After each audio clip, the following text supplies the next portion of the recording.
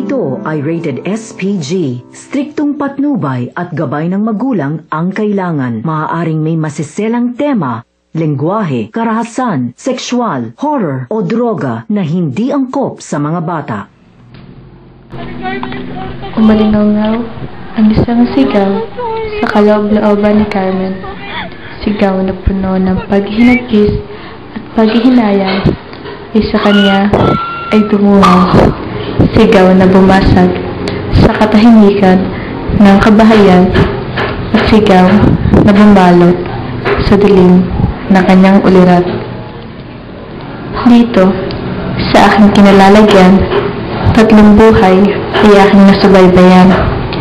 3 buhay, magkaiba ko inyong titignan. Naging piping saksi sa buhay ng 3 dalagang, sina Carmen, Rosita, at Oripa. Saksi sa ilang taong pagdurusa ng bawat isa. At dito, sa isang narang kwadrado na kalahating dangkalang lapad at kalahating metrong haba, ay nabuo ang isang kwento.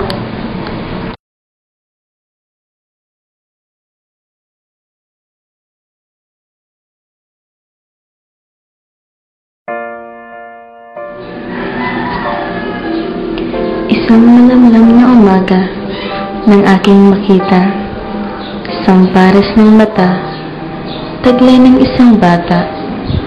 Nakatingin siya sa akin, mistula nagtatanong. Mga tanong na hindi ko maintindihan, mga tanong na hindi ko kayang sagutin. Hinahagod ng isang babae ang may tinutong buhok. Mga hagod ng awa, mga hagod ng lambing. Sa bawat hagod at tampi ng mga kamay nito, mas lalo akong nagtaka kung bakit walang buhay ang kanyang mga mata. Carmen, iyan pala ang pangalan niya. Siya nang may-ari ng matang walang buhay, matang patay, parang walang kaluluwa. Isa siyang batang walang nakagisang magulang, isang ulilang lubos, sinusyak kung ito'y ng iba. Lumaki siya sa kanyang tiya, nipilit, tiningnan ang 2 katauhan.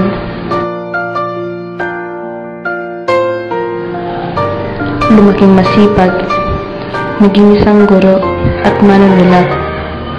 Ngunit, aking napansin ang mga tingin niya sa akin. Mga tingin na hindi pa rin nagbabago.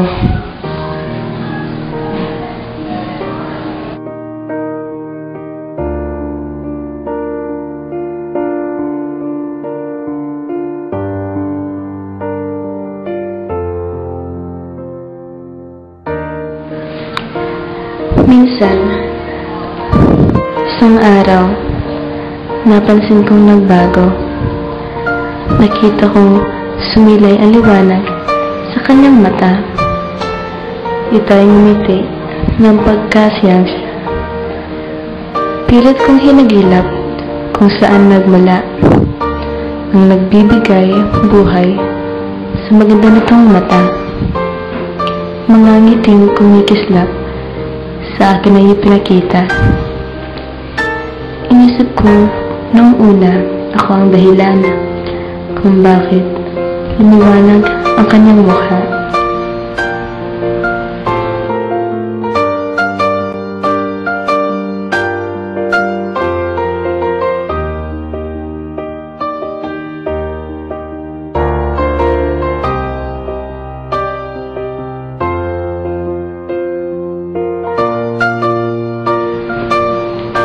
Kanyang mga magulang, siya ay iniwan. Sa ibang bansa ay namasukan. Naghanap ng pera nang siya ay mapag-aral. Pati ang luha niya ay sinusustantahan.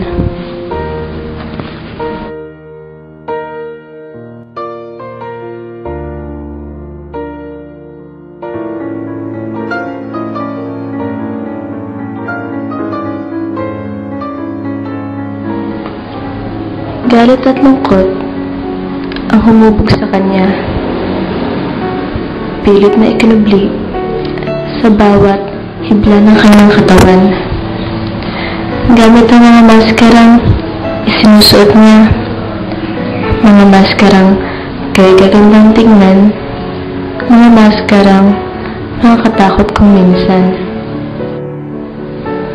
Sabado ng hapon, sa kwarto ni Carmen, mga mabigat na yabag ang gumising sa akin. Pinto ay kinatok ng sunod-sunod. Bumungad si Rosita, mugto ang mata, dala ang liham, galing sa kanyang ama't ina. Sila ay nag-usap ng masinsinan, at ito inuwi sa iyakan at kwentuhan. Kwento ng pangulila. Aking napagtanto ng magkaibigang inakala kong magkaiba ay pareho pala. Sa pagkikinig, aking nalaman ang kwento ng kanilang pagkakaibigan. Guro si Carmen sa kolehiyo at estudyante naman niya si Rosita. Nahanap ang kalinga sa isa't isa at loob ay napalagay ng tunay. Nung bayay na pawi ng tuluyan at sa kanilang problema ay may nahanap na sandalan. Isang tali ay sa kanila ay nagbigkis. Nang minsan, napagpasyahan ni Cupido na panalo si Rosita sa puso. Isang lalaki ang kanyang nakilala. Magaling kumanta at nagbabanda. Lamig na boses ang siyang inalay kay Rosita. Ibang kasiyahan ang siyang naramdaman. Isang damdamin, hindi niya napigilan at siya ay nahulog ng tuluyan. Masayang pagkasama ang nakuha kapiling ng lalaking mahal niya. Pag-ibig na tunay, yan ang paniniwala niya. Pag-ibig na tunay, yan ang pinanghahawakan niya.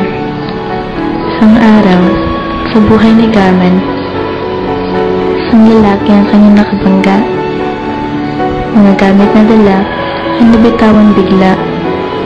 Sa pagtulong nito, matilay ng tama. Malagkit na tingin ang kanilang pinagsaluhan. Sa mga sumunod na araw, mukha ng lalaking nakabangga ay hindi naalis sa kanyang isipan. Umaasang sila ay magkikitang muli. Pag-asa ay nabuhay. Ang landas nila ay nagkasulubong muli. Pagkikitang hindi inaasahan at nagpatigil sa kanilang mundo. Sila ay nag-usap at nagkakilanlan. Kaligayahang nadarama ay hindi na itago sa kanilang muka at unti-unti sila ay nahulog sa isa't isa.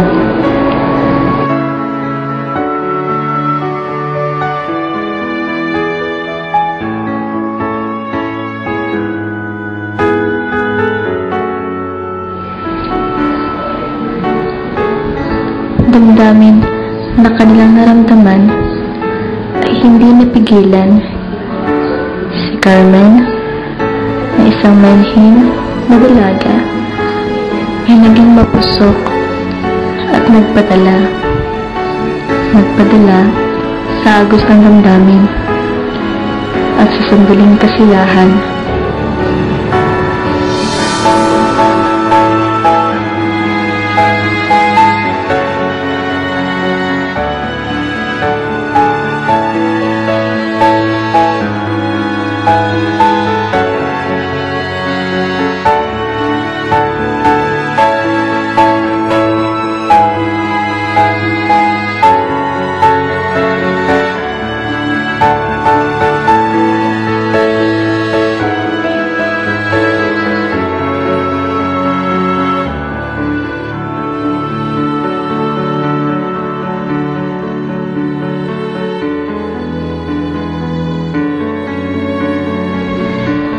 Linggo ng hapon, sa kanilang tagpuan, si Rosita at ang kanyang kasintahan ay nagpasyang magkita.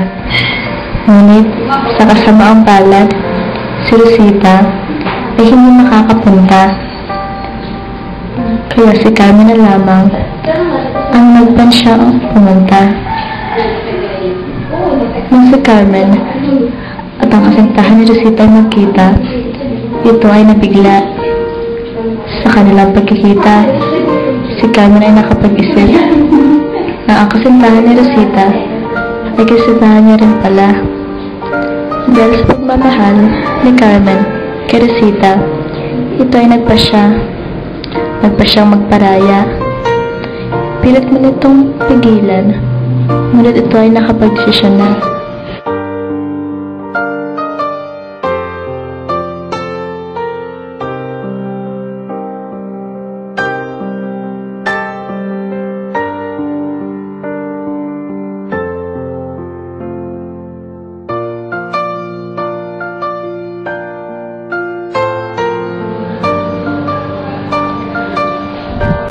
Kapusakan ni Carmen ay nagbunga ng mabigat na problema. Paano nabuntis ang berhen? Tiyak, iyan ang maririnig niya. Isang hagulhol lamang ang may sagot sa sarili niyang katanungan.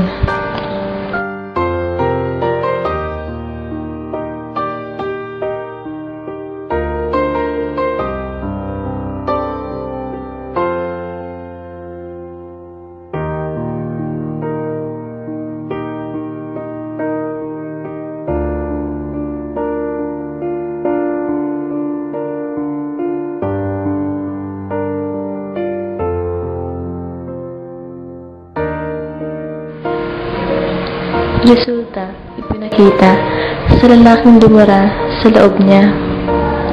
Lalaki ay natakot at nabigla at sabay sabing hindi pa siya handa. Ito ay tumakas at parang bulang nawala. Nalugmok siya at parang naupos na kandila.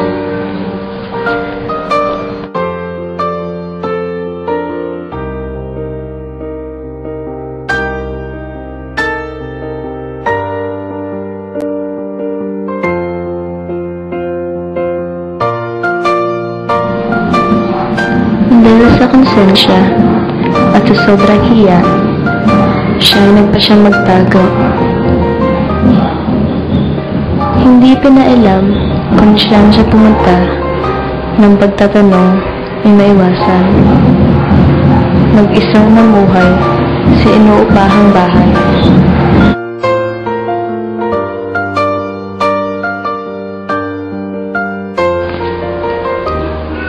Pangungulila ni Rosita sa kanyang kaibigan ay hindi niya natagalan. Nagpa siyang hanapin si Carmen at nang ito'y matagpuan, isang masakit na katotohanan ang kanyang nalaman na si Carmen ay nagbuntis at hindi sa kanya pinaalam.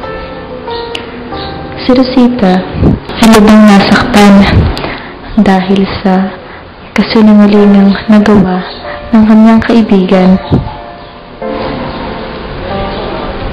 Pagpapatawad ang nangibabaw kay Rosita. Ilang taong pagkasama ang pinahalagahan at pilit inintindi ang kanilang katayuan. Hindi sinabi sa kanyang kaibigan ang nagawang kasalanan. Minabuting itago na lamang para hindi ito masaktan. Sinabi sa mga nakakita na pamangkin niya lamang ang batang kasama. Santong gumawa ng milagro ay hindi pinaalam kanino man.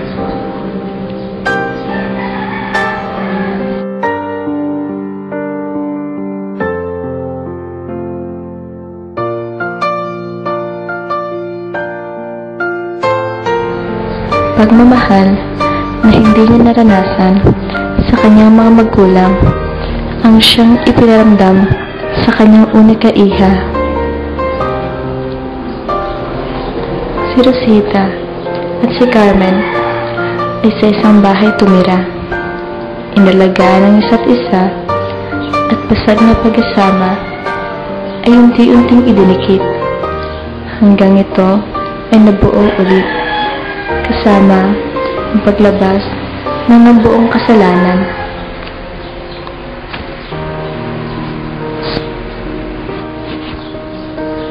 Lumipas ang panahon at buhay nila ang nagpatuloy. Si Carmen, na isang guro at sikat na manunulat, ay naging isang kalabaw. Sinubsob ang sarili sa pagtatrabaho. Gabi't araw, siya ay nagtuturo. Sa kanyang kwarto, siya ay nagkukulong. Para sa pagsusulat ay atensyon ay maituon. Si Rosita naman, na isang guro din, ay inuubos ang tirang oras sa pagpapaganda. Inupahang stylist, sa kanya ay abala.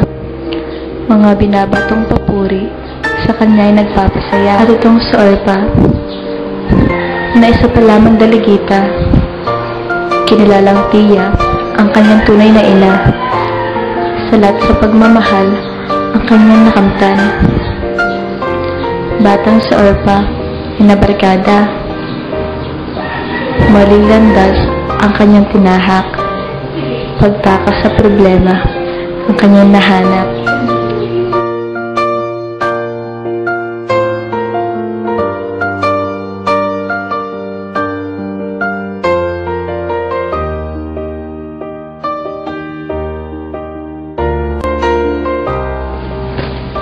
Dahil sa pag-iinom ni Orpa at sa pagiging rebelde nito, ito ay napagbubuhatan ng kamay ni Rosita, binubugbog at pinagsasabihan pa ng masasamang bagay.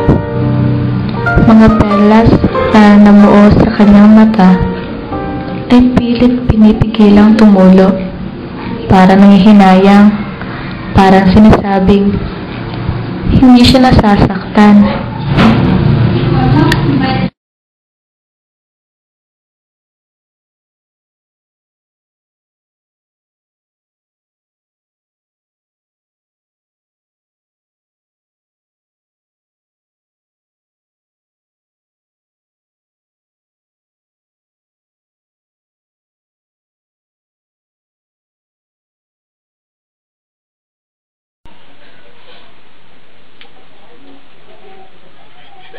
Salamin. Sino sa amin na may budhing na ito? Ay.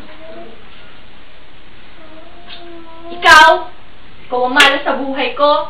Ikaw ang pabigat sa buhay namin. Walang hiya, abusada.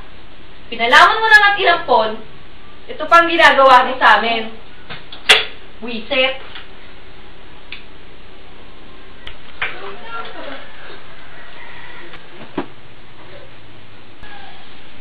Pag di ka nga naman nakapatay ng hayop nang wala sa oras, pesting buhay to, o nagkakandala-dus ka tuloy sa pagmamadali. Kung kailan kasi may pasok, saka ka sasabay ng kalintikan. Hoy, Orpa! Tigil-tigilan mo nga ako sa pagmumukmuk at pag-iiyak mo dyan. Bakit? Kulang pa ba? Kilala mo ako. Hindi pa ako tapos sa'yo. Pasalamat ka at may pasok ako. Higa ka ng higa. Hindi mo ba ako naririnig? Tumayo ka sa amin dyan! Sige nga, subukan mo lumaban. Hindi ko mamalaki ka na, masisindak mo na ako. Hoy, pasalamat ka, hindi ko pinisil ang ilong mo nung bata ka pa. Ginawa mo yan sana. Anong sabi mo? Wala. Hoy, Orpa, ano bang pinagyayabang mo? Yang kamalditahan mo? Pati tita mo, pinapasuko mo. Yung binigay niya sa yung relo, binili niya yun sa bangko. Mamahalin yun. Stateside yun ah. Pero anong ginawa mo? Sinanla. Pinamigay mo. Pati yung bracelet ko na ginamit mo, hindi mo na binalik. Inisnatch daw. The truth is, hindi mo pinapahalagahan yung mga bagay na binibigay namin sa'yo. Pati yung mga tao nagpapahalaga sa'yo. Bakit? Yan bang paraan mo para sumuko kami sa'yo? Pwes, humanda ka. Babasagin ko muna para salamin niyang katigasan mo. Subukan mo. Eh kayo naman talaga may kasalanan ah. Hindi niyo ako binibigyan ng pampamasahe kaya sinangla ko yung relo. Manisi ka. Bakit? Bakit kita bibigyan? Yung nga pinapadala sa'yo ng tita mo, nasaan? Saan mo dinala? Pinamerienda ko sabi. Ba't ayaw niyo bang maniwala? Pwede ba, Orpa? Tigil-tigilan mo ako sa pamimilog ng utak ko. Kilalang kilala kita. Maabutan ka lang ng kusing, tatakbo ka na sa barkada. Sino namang barkada ang pinakinabangan mo? Si Melda. Ang malanding yon, kaya nahahawa ka sa kalandian eh. Sino kayo? Anong sabi mo? Wala! Ba't kasi ayaw niyo akong paniwalaan? Ubod ka kasi na kasinungalingan. Lagi niyo na lang ako pinagbibintangan kahit wala akong ginagawa. Dahil ang laki na atraso mo sa amin. Minsan lang naman kami nagsini ah. Minsan ha? Malay ba namin? Bahala nga kayo kung ano-anong pinag-iisip niyo. Talaga! At makikita mo, pagbibigyan ko yung hamon mo, tingnan lang natin kung sino magiging kawawa sa ating dalawa. Nga pala, yung mga plato nasa lababo, maghugas ka na, umpisahan mo na.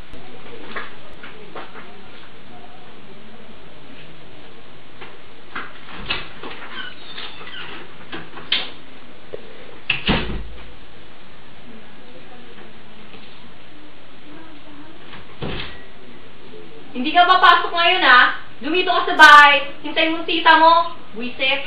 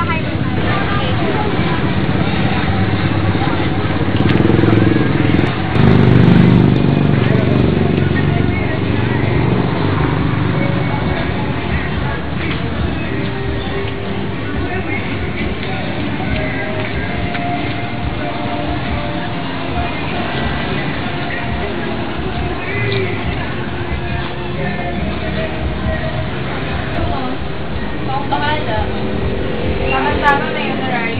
Wala po sa inyo. Isa nga po hamburger. Ikaw po? Order niyo, ma'am. Eat well! Sabi ko sa'yo, iba ka na kabigay. Ikaw eh, ayaw pa akong payagan. Ayaw pa akong palitin. Sana, hindi ka bibili yung kanilang pagkakas.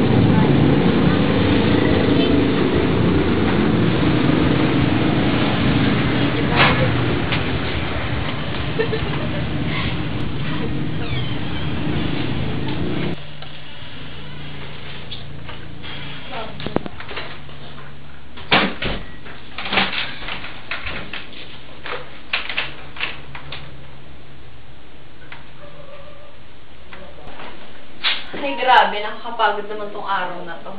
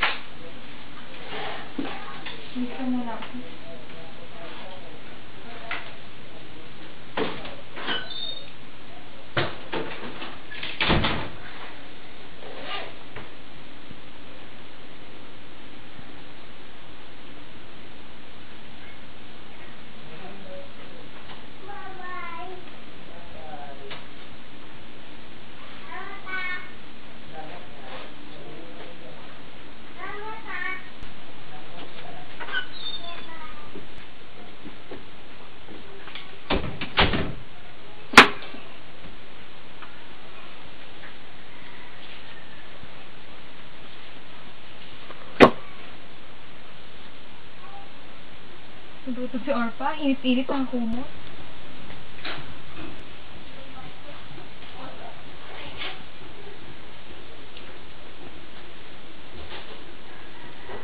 Bakit may pasaka?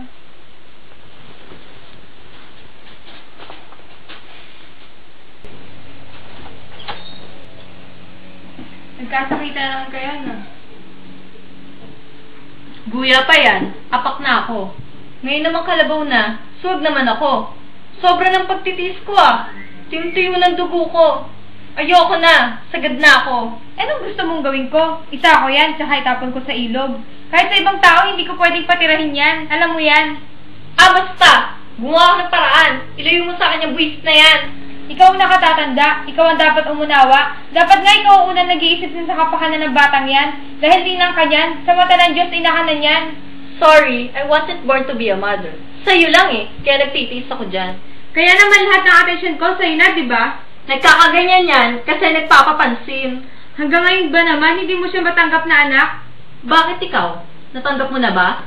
Pwede ba, Rosita? Bukas na natin pag-usapan. Huwag kang umiwas! Magdesisyon ka na ngayon habang nakakapagpigil pa ako. Baka sa sobrang galit ko, patawarin ako, Carmen ng Diyos. Mapatay ko yon. Hanggang ngayon ba ganyan pa rin katindi yung galit mo, Rosita? Matagal na yun! Rosita, ikaw naman ang... Oo, ikaw! Pero nasaktan ako. At masakit pa rin yun dito. Lalo na pag nakikita ko yan. Hanggang ngayon nga, sinusumbatan ako ng sarili ko kung bakit pumayag akong palakihin natin yan. Hanggang ngayon siguro, kahit nasa Amerika nang walang hiya, pinagtatawanan pa rin ako. Kaibigan daw, mga taksil! Tama na kasi! Pagod ka! Bitawan mo nga ako! Bakit di mo ba sabihin kay Orpa ang totoo? Tinakwil ako ng mga magulang ko at mga kapatid, pati mga kamag-anak ko dahil sumama ako sa'yo. Tapos ikaw pa may ganang matakot ngayon? Sa ano? Kanino? Sa posisyon ko? Sa lipunang kinabibilangan ko? Natin? Sinungaling, umibig ka sa kanya. At hanggang ngayon siguro umiibig ka pa rin sa kanya, di ba? Yan ang kinatatakutan mo. Siguro kaya hindi mo malayo si Orpa sa bahay na to dahil umaasa ka pa rin na babalikan kanya. Kayo! Ikaw pa rin si Orpa na anak nyo! Rosita, yung bibig mo! Itigil mo nga yung bibig mo! Bakit? Totoo naman ah! Ayaw mong malaman niya na anak mo siya? Ayaw mong malaman na totoo tungkol sa kanya? Na ang tita niya, na kinakahangaan niya, at ang pinakasusunod-sunod niya ng tita, ay ang tunay niyang ina.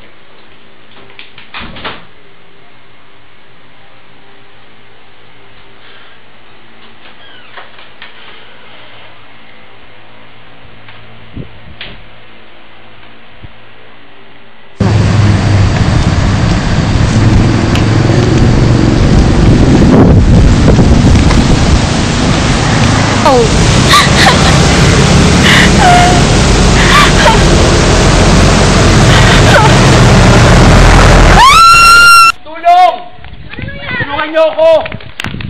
Ano nangyari? Ano nangyari? Orpa! Sila si Orpa! Ano itong sa inyo?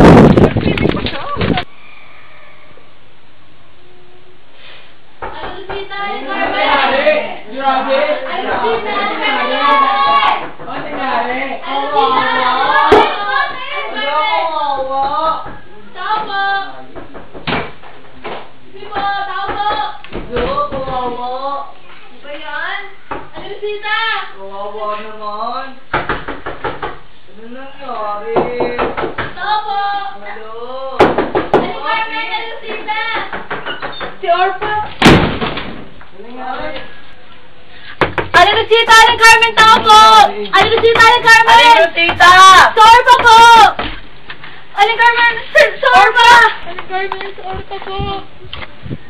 Dapat sorry. Dapat sinabi ko na noon pa. Or pagising.